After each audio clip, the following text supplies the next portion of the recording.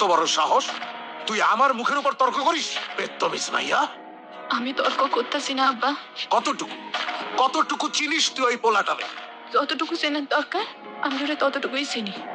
আমি ওরা ভালোবাসি আব্বা। বেশরম মাইয়া, আমি 7 দিনের মধ্যে তোর বিয়ার বন্দোবস্ত করতেছি। আব্বা, আমি ওর ছাড়া কাউরে বিয়ে করতে পারবো না। তুমি আমায় জানে মাইরা ফেলাইলেও না।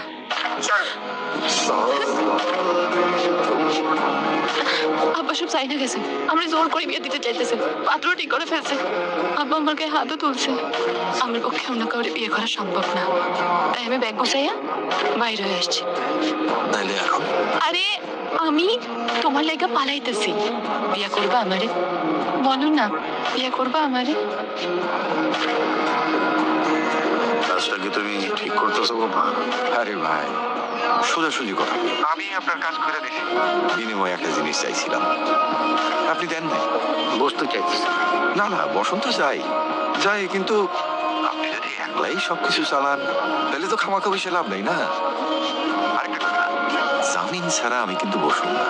বিশ্বাস অবিশ্বাসের কথাই না, কথা হলো সিকিউরিটি। জামিন ছাড়া কেমনি বসি কম?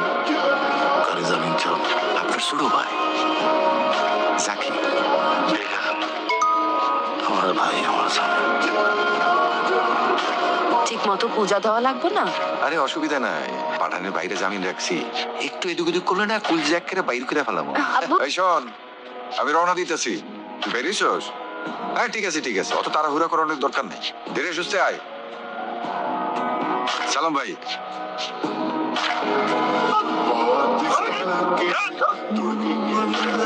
মুসাম্মদ সোনিয়া, আপনি কি উপস্থিত সাক্ষীগণের সামনে আপনার স্বামী হিসাবে মোহাম্মদ ইব্রাহিমকে কবুল করছেন?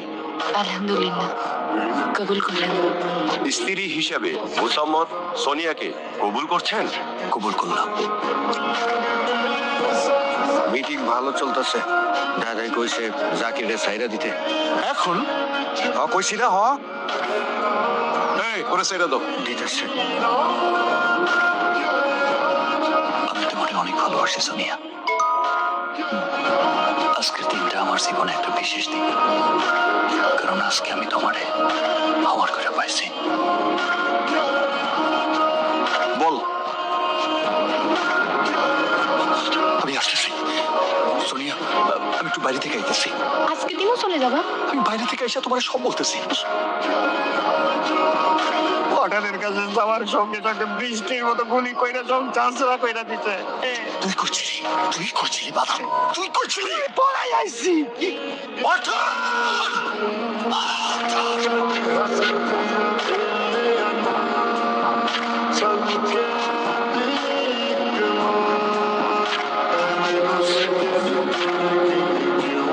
আমাদের কাছে ওয়ারেন্ট আছে ওনাকে গ্রেফতার করা। ওই, এই বাড়ির মাইয়ার গায়ে হাত দিলে না, হাত কাইটা ধলাই খালে ফালাই দিব। যা বলার কোর্টে গিয়ে বলবেন। মহামান্য আদালত তথা পুরান ঢাকার এমন কোন অপরাধ ছিল না এই গোপালকরের নাম সংযোজিত হয়নি। ওনার ডান হাত প্রিন্স এখনো পর্যন্ত সক্রিয়, প্রত্যেকটা অপরাধের সাথে জড়িত সে। ঢাকার আন্ডারওয়ার্ল্ডের ত্রাস এই প্রিন্স। এই প্রিন্সের প্রধান সহযোগী সোনিয়া। 4 দিনের রিমান্ড মঞ্জুর করার আবেদন জানাচ্ছি। তার সবই সত্যি, কিন্তু তার চেয়ে বড় সত্যি আমি তোমার ভালোবাসি। এখানে 2টা গাড়ি রাখা আছে, তার একটাতে আমি যাবো। তুমি যদি আমার সাথে যাইতে চাও তাহলে আমার গাড়িতে আসো, আর যদি না যাইতে চাও তাহলে অন্য গাড়িটাই করে চলে যাও।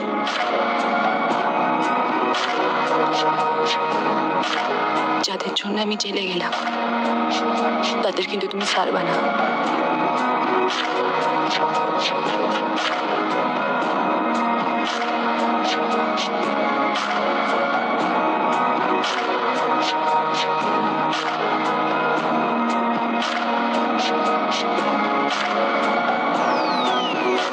যখন তোমাকে দরকার হয় তখন তোমাদের সুতো নরম থাকে। এই ওসি সাহেব, আমি যা বললাম ভালোর জন্য না? এ যান পাগল রে ঠকান।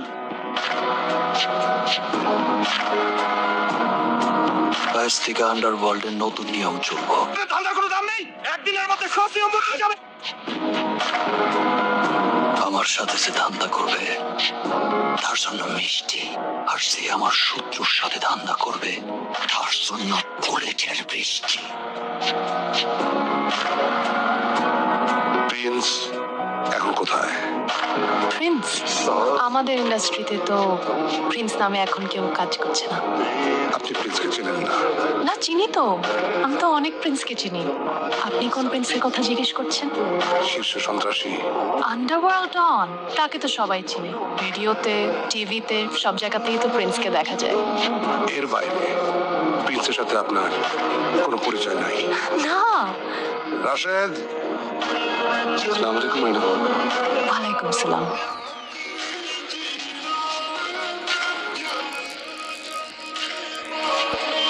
আপনি অনেক চমৎকার অভিনয় করেন দিলরুবা। ধন্যবাদ আপনার মূল্যবান সময় দেখা আমার এই সময় দেবার জন্য। আপনি, আপনার এই সময়টুকু আমার কাছে অনেক গুরুত্বপূর্ণ। ধন্যবাদ আপনাকে।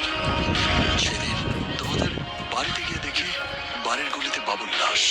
আমি প্রথমেই তোমারে খুঁজছি। মাসুম আর লিটন যখন আমাদেরকে তাড়া করতেছিল, বাবু ভাই আমারে বলছিল পালাই যাইতে। আমি শুধু পালাই চলে আসছি। তারপরও তোমারে অনেক জায়গায় খুঁজছি, কিন্তু কেউ তোমার কোনো সন্তান দিতে পারে নাই। আমি কিন্তু তোমার খোঁজ রাখছি। এই, আগামীকালকে আমার জন্মদিন, তুমি আসলে খুব খুশি হব। আসবো। Sir, Dilruba madam. আচ্ছা, শিল্পী মানুষ, কি আর করা যাবে, ছেড়ে দাও।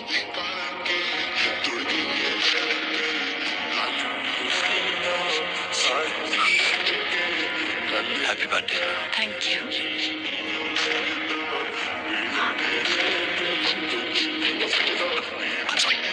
ভাই, অনেক দেরি হয়ে গেছে। এই নায়িকা টিভিতে যত সুন্দর বাস্তবে অত সুন্দর না। ভাই, আপনি ওর সামনে থেকে কখনো দেখছেন?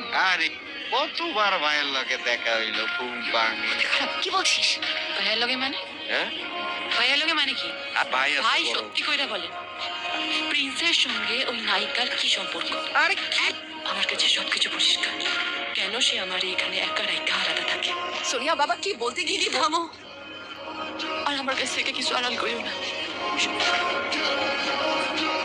তুমি কিছু হয়েছে? কেন, আমি আসতে পারি না? কিছু হয়েছে? আমি তোমার সরাসরি একটা কথা জিজ্ঞেস করতে চাই, নায়িকা দিলরুবার সঙ্গে তোমার কি সম্পর্ক? হঠাৎ এই প্রশ্ন আসলো কই থেকে? তুমি কি বলতে চাও? তোমার সঙ্গে ওর কোনো সম্পর্ক নাই?